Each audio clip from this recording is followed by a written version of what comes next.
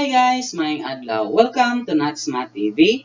So for today's video, my presentation is about multiplication of radicals. I already have a video about addition and subtraction of radicals. So this time we will have multiplication of radicals and we will have a separate video about division of radicals. This is from junior high school mathematics. So to start, we have to take note that we can multiply radicals if they have the same index, and we just simply multiply the coefficients and the radicand. So we just have to follow this rule.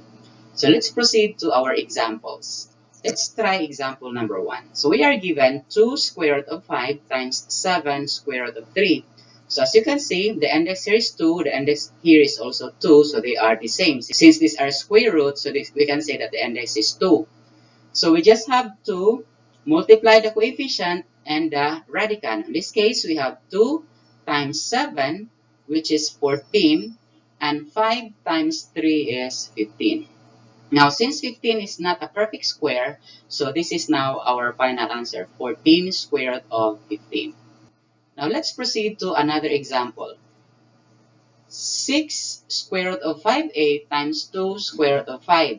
So the same, we have here 6 and 2 as our numerical coefficient, and we have here the radicand 5a times 5. So we multiply first the numerical coefficient, which is 6 times 2, which is equal to 12, and also we multiply the radicand, which is 5a times 5, which is 25a. Now, unlike with the first example, wherein 15 is not a perfect square, here we have 25, which is a perfect square number. So what we need to do here is we just simply extract the square root of 25, which is 5, and place that number outside the radical symbol. So this becomes, we copy 12, then the square root of 25 is 5, so that becomes 12 times 25. Then what remains in the radical shall be the a, since a is not a perfect square. So that becomes 12 times 5 is 60 square root of a. So this is now our final answer. So let's proceed to another example. For example, we are given square root of 8x times the square root of 3x. So, as you have observed, the index are the same. We have 2 and 2 since these are square roots.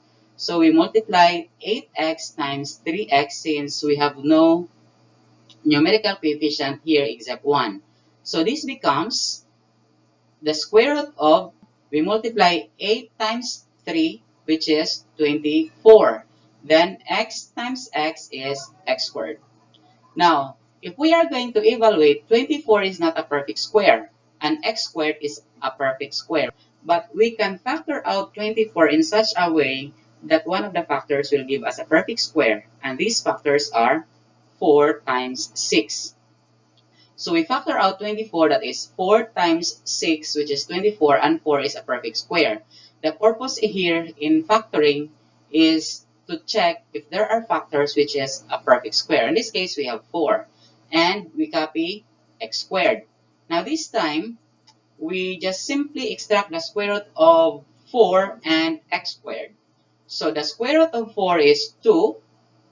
We place 2 outside the radical, and the square root of x squared, we just simply divide the exponent by the index here. So we copy x, and 2 divided by the index, which is 2, is 1. So we have here assumed exponent of x, which is 1. Then what remains inside the radical shall be 6. So our final answer shall be 2x square root of 6. For example, we are given square root of 2 plus the square root of 3 quantity times the square root of 2 minus the square root of 3. As you have observed, we have two binomials here. And since these are binomials, so what we need to do is to use the FOIL method. When we use the FOIL method, so the first thing that we need to do is just simply multiply the first term to the first term. So that is the square root of 2 times the square root of 2, which is the square root of 4. Next is square root of 2 times the negative square root of 3 is negative square root of 6. That is 3 times 2. Next is square root of 3 times the square root of 2, which is the square root of 6. And last is the square root of 3 times the negative square root of 3 will give us negative square root of 9. Now, as you have observed, we have here negative square root of 6 plus square root of 6. These are the same but different signs, so meaning these are 0, we can cancel this out. What remains is the square root of 4 and the square root of 9.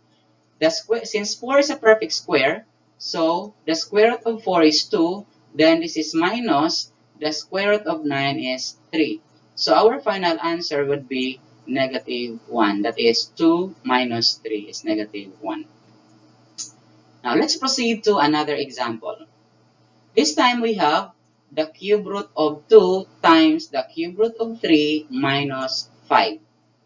This time we have here cube root and cube root, so we can multiply these radicals here, but we have a constant here which is a whole number which is minus 5. So when we multiply, we distribute this radical to the terms inside the parentheses. So that becomes the cube root of 2 times the cube root of 3 will give us the cube root of 6. This one here. This time we have the cube root of 2 times the negative 5. So we will not multiply 5 times 2 since the 5 is not a radical. This is a whole number. So we just simply copy negative 5, then cube root of 2.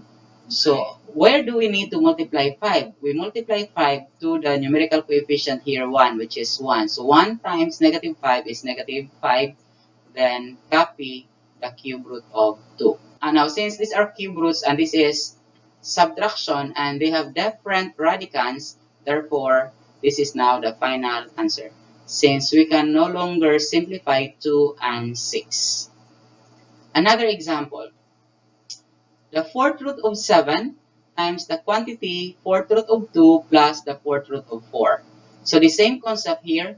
We distribute fourth root of 7 to the terms inside the parentheses. So that is fourth root of 7 times the fourth root of 2 will give us the fourth root of 14. Then, the fourth root of 7 times the fourth root of 4 will give us the fourth root of 28. So that is 7 times 4, which is 28. Since we can no longer simplify 14 and 28, since this is fourth root, so this is now our final answer. Another example. 3 square root of 3ab raised to 5 times 9 square root of 6a. So again, we multiply the numerical coefficient. 3 times 9, which is 27. Then this time, we multiply the radicand. We have 3 times 6 is 18. Then we have a times a is a squared. And we copy b raised to 5 since we do not have b in the second radical. So this time, we need to simplify the radicand here. Since 18 is not a perfect square, but we can factor out 18 in such a way that one of the factors will give us a perfect square. The same with b raised to 5. No problem with a raised to 2 because a squared is already a perfect square. But b raised to 5, we can factor this out. So this becomes, we copy 27. Then we factor out 18, which is 9 times 2. Then 9 is a perfect square. We just simply copy a squared. Then we factor out b raised to 5, that is b raised to 4 times b because this has an assumed exponent 1. So b times b raised to 4 is b raised to 5. The purpose here is that because b raised to 4 is a perfect square. So when we get the square root of these numbers here, so we just simply copy 27. The square root of 9 is 3. That's why we have here 3. 2 is not a perfect square. That's why it shall remain in the radical. Then a squared. So since this is a perfect square because we have the 2 here, so we just simply copy a. Then we divide 2 in the index. That's why we have here the 1. So a has an assumed exponent 1 here. Then the b raised to 4. B raised to 4. We copy the b. Then 4 here divided by the index 2. So 4 divided by 2 is 2. We have b squared. So what shall remain in the radical is the 2, which is not a perfect square, and the b, which is also not a perfect square. So we multiply 27 times 3. That would give us 81 AB squared square root of 2B. So this is our final answer. Let's proceed to another example. This time we have binomials. Square root of 5 minus 2 square root of 3x times the square root of 5x plus square root of 4x. So we use the FOIL method. For example, these are the binomials. We use square root of 5 times the square root of 5x. Then we have square root of 5 times 2 square root of x. Another is negative 2 square root of 3x times square root of 5x. And last, negative 2 square root of 3x times 2 square root of x. So, these are the answers. We have square root of 5 times the square root of 5x, which is the square root of 25x. Then second, square root of 5 times 2 square root of x. We have 2 here, which is the numerical coefficient of this radical. We multiply that with the 1 here outside, assume the numerical coefficient 1, so that is 1 times 2 is 2. Then we multiply the radicand 5 times x, which is 5x. Third, we have the same 1 here, so we multiply negative 2 times square root of 5x, so that is negative 2, because negative 2 times the 1, assume numerical coefficient here, so that is negative 2. Then we multiply 3x times 5x is 15x squared. And last, negative 2 square root of 3x times 2 square root of x. So negative 2 times 2 is negative 4. Then 3x times x is 3x squared.